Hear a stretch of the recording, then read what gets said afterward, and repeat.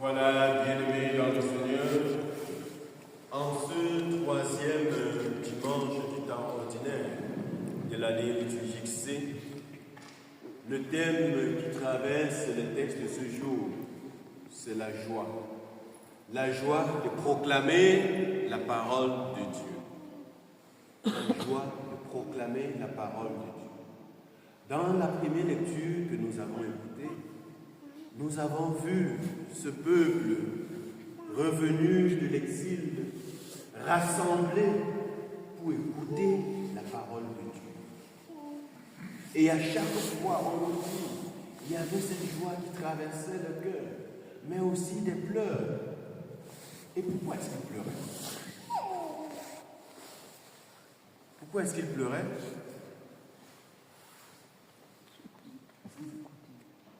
Oui, parce qu'ils écoutaient. Et quoi d'autre?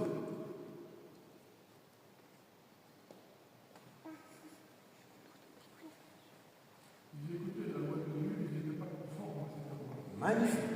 Ils écoutaient la loi de Dieu. Et ils se rendaient compte qu'ils n'étaient pas conformes à cette loi. Ils se rendaient compte qu'ils n'ont pas toujours fait la volonté de Dieu. Et nous autres aujourd'hui, la question que chacun devrait se poser, quand j'écoute la parole de Dieu,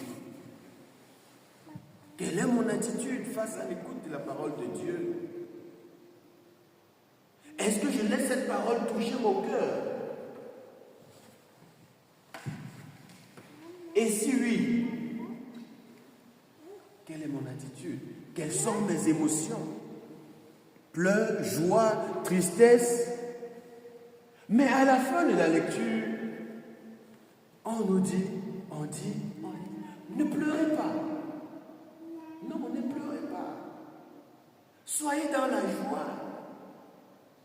Car la joie du Seigneur est notre rempart. La joie du Seigneur est votre rempart.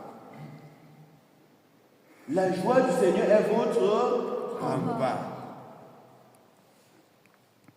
Alors, je voudrais nous amener aujourd'hui à dire, rassembler chaque jour pour écouter la parole de Dieu, ça ne devrait pas se faire seulement à l'église. Il faudrait que les chefs de famille à la maison puissent de temps en temps réunir la famille et faire écouter la parole de Dieu. Prenons l'habitude de lire la Bible à la maison avec la famille. C'est un exercice qui n'est pas facile, mais qu'il faut initier. Chaque fois, peut-être au moins une fois par semaine, peut-être une fois par mois, mais il faudrait que ce soit fait. Même peut-être une fois l'an. Si on ne peut pas le faire chaque semaine, si on ne peut pas faire chaque mois, peut-être tous les 3 semaines. Au moins rassembler la famille, prendre un texte, même au hasard. Nous ne cherchons pas, ne prenons pas la peine d'aller sélectionner les textes, non.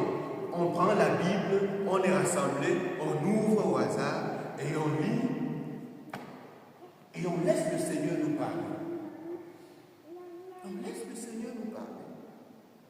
Et ceux qui ont peut-être mieux compris ou mieux médité peuvent partager ce qu'ils ont médité avec la famille. Et après se dire, la joie du Seigneur est notre rempart. La joie du Seigneur est notre rempart.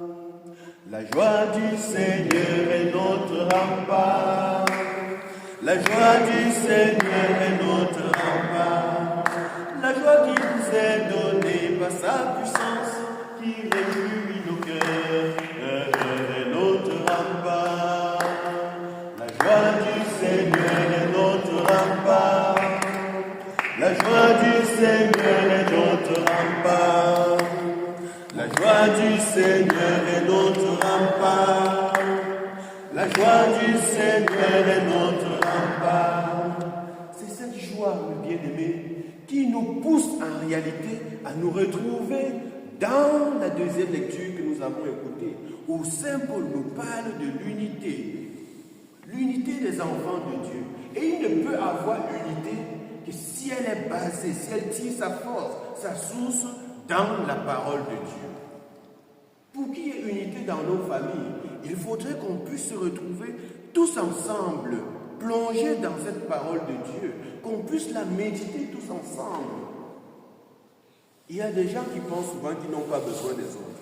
Non, nous avons tous besoin les uns les autres. Même si je vis seul dans ma maison, si je suis malade, j'irai à l'hôpital. Quels sont ceux qui prendront soin de moi? Ce sont les autres. J'irai en pharmacie. Ce sont les autres. Je vais au garage avec mon véhicule. Ce sont les autres. Quel que soit, on a toujours besoin les uns les autres. Alors, il faut travailler à mieux, à bien traiter l'autre. À prendre soin les uns les autres. Voilà en réalité le secret de la vie chrétienne.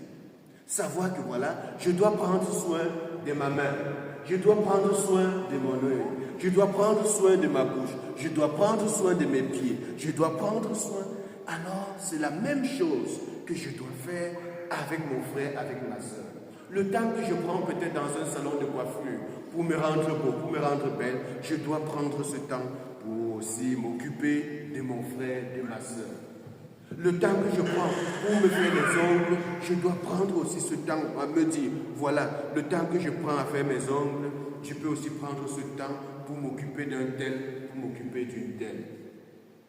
Voilà l'unité des enfants de Dieu. On a besoin. C'est cet ensemble qui fait que nous soyons véritablement chrétiens. Je m'inquiétais un peu hier quand je parlais avec Mme Marie, parce que j'avais essayé d'appeler Gilbert plus d'une fois sans la voir. Chose qui n'est pas très souvent. Je me dis, mais qu'est-ce qui ne va pas? Est-ce qu'il y a quelque chose? J'ai appelé et elle a appelé Nicolas et Magali pour en savoir plus. Voilà, cet esprit-là doit nous animer. Quand nous avons passé 1, 2, 3 jours sans sentir un frère qui a l'habitude de nous appeler, il faut rapidement chercher à savoir ce qui ne va pas. Voilà la vie chrétienne. Voilà l'unité en réalité. L'ensemble qui fait un corps. Pas de différence. Dans le Christ Jésus, ni juif, ni païen, ni esclave ou homme libre, tous nous sommes frères dans l'amour de l'Esprit Saint. Il y a un seul Père, nous formons un seul corps. Il y a un seul Seigneur, un seul Dieu et Père. Il y a un seul amour. Il y a un seul amour. Pas deux, un seul amour. Et c'est cet amour qui nous pousse désormais à nous retrouver dans l'évangile que nous avons écouté en réalité. Jésus, voyez-vous, c'est le salut, essaie de raconter les événements. Il raconte les événements, mais une chose attire mon attention sur ce qu'il dit. C'est pourquoi j'ai décidé, moi aussi, après avoir recueilli avec précision des informations, recueilli avec précision. Ce n'est pas des choses au hasard, avec précision. Et en méditant cette phrase, je me suis dit, nous autres aujourd'hui, notre société, est-ce que ce que nous prenons l'habitude souvent de partager, nous prenons la peine de vraiment nous informer avec précision avant de partager? Parce qu'il y a trop de fake news qui circulent dans notre société aujourd'hui. Il y a trop de fake news, trop de commérages, trop de racontages, sans fondement, sans source, frère, qui circulent. Alors, nous autres chrétiens, prenons l'exemple du Seigneur. Avant de partager une information, que nous ayons pris le temps de nous informer avec précision. Lorsque nous sommes convaincus de la chose, on peut la partager. Sinon, en bloc à notre niveau. Non, je n'ai pas une précision de cette information. Je ne la partage pas. Je ne la partage pas. Alors, il continue, il y a donc ce partage de cette bonne information qu'il a reçue avec précision. Et il nous partage la vie de Jésus. Et il nous présente Jésus qui arrive à la synagogue, qui prend la parole, qui lit l'évangile. Et il dit, voyez-vous, aujourd'hui s'accomplit cette parole que vous venez d'entendre. L'Esprit est sur moi. Il m'a envoyé porter la bonne nouvelle, guérir les malades, annoncer ceci, annoncer cela. Nous autres chrétiens aujourd'hui, qui sommes les autres chrétiens, qui sont à l'image et à la ressemblance de Dieu, du Christ, est-ce que nous avons conscience que nous avons cette mission, que nous partageons cette mission de Jésus, annoncer la bonne nouvelle, libérer les captifs. Et il ne s'agit pas d'aller dans les prisons, dire bon, ouvrez ces prisons-là, libérez tous ceux qui sont là. Mais les prisons de nos cœurs. Nous avons plein de prisonniers dans nos cœurs. Libérons ces prisonniers. Ces personnes que nous avons enfermées. Ces personnes où nous nous sommes dit, ah non, vraiment, elle est ceci, elle est cela, avec moi plus jamais. Ces personnes dont nous avons déjà jugé et condamné, sans prendre peut-être la peine de les écouter, sans prendre la peine de dialoguer avec elles. Alors, mes bien-aimés, il est temps, à l'image et à la ressemblance de Jésus, d'ouvrir ces prisons de nos cœurs pour libérer ces prisonniers, d'apporter aux personnes malades la consolation, la paix, la joie. Peut-être ce n'est pas aller à l'hôpital et dire voilà, au nom de Jésus, je te guéris. Mais il y a des personnes qui ont besoin seulement de notre sourire pour se sentir bien. Il y a des personnes qui ont besoin uniquement d'une parole qui sorte de nos bouches pour avoir cette joie. Alors, mes bien-aimés, demandons aujourd'hui au Seigneur la grâce d'être des porteurs de la bonne nouvelle, que partout où nous passons, dans nos familles, en nous écoutant, en nous regardant, qu'on puisse se dire, ah, voilà un véritable annonciateur de l'Évangile.